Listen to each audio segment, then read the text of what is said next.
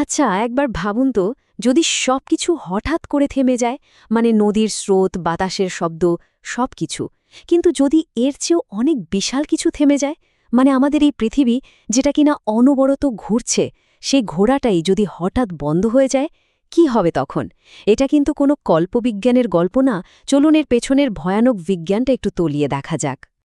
তো আমাদের আজকের প্রশ্ন এটাই, যদি পৃথিবী তার নিজের অক্ষের উপর ঘোরা বন্ধ করে দেয়, তাহলে আমাদের এই চেনা পৃথিবীর কি হবে? যে গ্রহে আমরা বাস করি সেটা এক মুহূর্তে স্থির হয়ে গেলে ঠিক কী ধরনের মহাপ্রলয় শুরু হবে?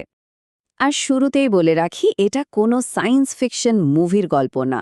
আমরা এখন যা যা নিয়ে কথা বলবো তার সবটাই কিন্তু পদার্থবিজ্ঞানের একেবারে সাধারণ কিছু সূত্রের ওপর ভিত্তি করে। তাই যা শুনতে চলেছেন তা শুধু ভয়ানকই না, বরং ভয়ানকভাবে বাস্তব। তো চলুন বিজ্ঞানের চোখে দেখা যাক এই মহাপ্রলয়ের ছবিটা ঠিক কেমন হতে পারে। পৃথিবী থেমে যাওয়ার পরের মুহূর্তেই কিন্তু আসল খেলাটা শুরু হবে। মানে প্রথম কয়েক সেকেন্ডের মধ্যেই আমাদের এতদিনের সভ্যতা একেবারে ধুলো মিশে যাবে। আর এর পেছনে কাজ করবে পদার্থবিজ্ঞানের খুবই সাধারণ একটা নিয়ম। এর পেছনের মূল কারণটা হল জড়তা বা ইনার্শিয়া। সহজ করে বললে, যে কোনো জিনিস যেভাবে চলছে সে সেভাবেই চলতে চায়।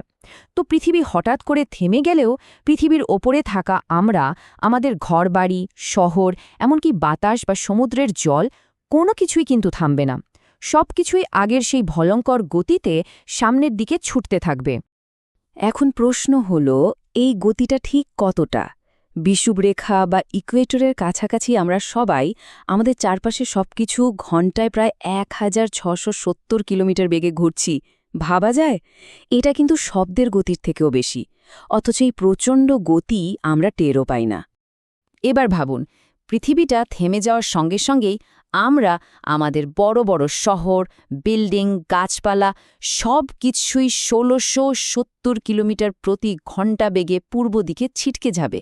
মানে এক মুহূর্তে সব কিছু মাটির সাথে মিশে যাবে। মনে হবে যেন কোনো এক অদৃশ্য শক্তি পুরো পৃথিবীকে ধরে একটা ঝাঁকুনি দিয়ে সব ভেঙে ঘুরিয়ে দিয়েছে।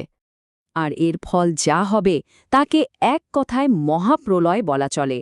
বায়ুমণ্ডলও তার গতি ধরে রাখবে, যার ফলে এমন ভয়ঙ্কর বাতাস বইবে যা পারমাণবিক বোমার ঝাপটার চেয়েও শক্তিশালী। সাগরের জল উঠে এসে তৈরি করবে কয়েক কিলোমিটার উঁচু মেগা সুনামি, যা এক নিমেষে গোটা মহাদেশকে ভাসিয়ে নিয়ে যাবে। আর পৃথিবীর ওপর এই বিশাল চাপের ফলে শুরু হবে মারাত্মক সব ভূমিকম্প আর আগ্নেয়গিরির বিস্ফোরণ, যা আমাদের কল্পনারও বাইরে। আচ্ছা, ধরা যাক এই প্রথম ধাক্কাটা থেকে কেউ অলৌকিকভাবে বেঁচেও গেল। তাদের জন্য কিন্তু অপেক্ষা করবে আরও ভয়ঙ্কর এক নতুন পৃথিবী, যেখানে দিন আর রাতের ধারণাটাই পুরোপুরি পাল্টে যাবে। দেখুন, পৃথিবী নিজের অক্ষের উপর ঘোরা থামালেও সূর্যের চারিপাশে কিন্তু ঘুরতেই থাকবে। তার মানে কি দাঁড়ালো? তার মানে হলো পৃথিবীর একটা দিক টানা ৬ মাস ধরে সূর্যের দিকে থাকবে, আর অন্য দিকটা থাকবে টানা ৬ মাসের ঘুটঘুটে অন্ধকারে। সোজা কথায় ১ বছরে থাকবে মাত্র একটা লম্বা দিন আর একটা লম্বা রাত। এর ফলে পৃথিবীটা যেন দুটো সম্পূর্ণ আলাদা গ্রহে ভাগ হয়ে যাবে। যেদিকে অনন্ত দিন, সেদিকের তাপমাত্রা বাড়তে বাড়তে এমন জায়গায় পৌঁছাবে যে সমুদ্রের জল টকবক করে ফুটতে শুরু করবে, আর পুরো এলাকাটা একটা জ্বলন্ত মরুভূমি হয়ে যাবে। আর ঠিক তার উল্টো দিকে, যেদিকে অনন্ত রাত, সেখানে তাপমাত্রা হিমাঙ্কের অনেক নিচে নেমে গিয়ে সব কিছু জমে বরফ হয়ে যাবে। এই দুই ভয়ঙ্কর পরিস্থিতির ঠিক মাঝখানে একটা সরু এলাকা থাকবে, যেখানে দিন আর রাতের সীমানা মেশে। একে বলে টার্মিনেটর জোন বা গোধূলি অঞ্চল। বিজ্ঞানীদের ধারণা, একমাত্র এই সরু এলাকাতেই হয়তো তাপমাত্রা প্রাণের জন্য সহনীয় থাকতে পারে। কিন্তু সেখানেও সারা বছর ধরে চলবে ভয়ঙ্কর ঝড়, আর পরিস্থিতি হবে খুবই প্রতিকূল। তো সবকিছু মিলিয়ে আমরা এসে পৌঁছাই আমাদের শেষ এবং সবচেয়ে জরুরি প্রশ্নে। এই ভাঙাচোরা, দুই ভাগে বিভক্ত হয়ে যাওয়া গ্রহে মানুষের অস্তিত্ব কি আদৌ টিকে থাকতে পারবে?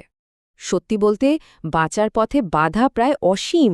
দেখুন, পৃথিবীর ঘূর্ণনের কারণে একটা শক্তিশালী চৌম্বক ক্ষেত্র তৈরি হয়, যা আমাদের সূর্যের মারাত্মক বিকিরণ থেকে বাঁচিয়ে রাখে, একটা অদৃশ্য বর্মের মতো। ঘোড়া থেমে গেলে এই বর্মটাও আর থাকবে না। তখন মহাকাশের ভয়ঙ্কর রেডিয়েশন সরাসরি পৃথিবীতে এসে পড়বে। বায়ুমণ্ডল ধীরে ধীরে মহাকাশে মিলিয়ে যাবে আর খাবার বা জলের কোনো উৎসই বাকি থাকবে না। তাহলে শেষ প্রশ্নটা আমাদের সবার জন্য। এই সমস্ত ভয়ঙ্কর প্রতিকূলতার সামনে দাঁড়িয়ে প্রাণের টিকে থাকার কি কোনো সম্ভাবনা থাকবে? নাকি আমাদের গ্রহের এই ঘূর্ণনটায় সেই সূক্ষ্ম সুতো যার ওপর আমাদের সবার অস্তিত্ব নির্ভর করে?